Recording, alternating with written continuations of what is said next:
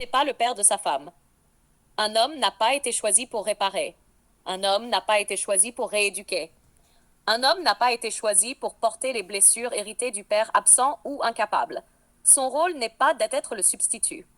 L'homme doit être un pilier, un cadre, un standard.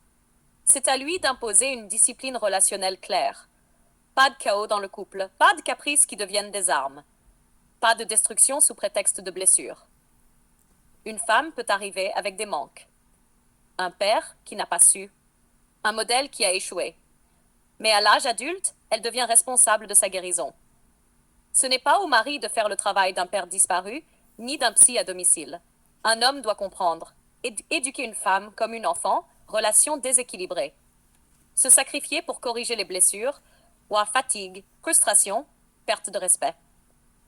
La vraie force masculine est tellement claire dans ses actes, tellement droit dans sa posture que la femme doit s'élever ou partir. Un homme n'élève pas une femme par des discours, mais par la cohérence entre ses principes et ses limites. Celui qui accepte tout sous prétexte qu'elle n'a pas eu de père devient un esclave. Celui qui fixe des bornes fermes devient un repère. Conclusion. L'homme n'est pas le père de sa femme.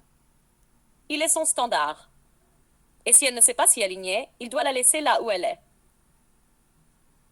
Veux-tu n'a pas été choisi pour réparer? Un homme n'a pas été choisi pour rééduquer. Un homme n'a pas été choisi pour porter les blessures d'un père absent.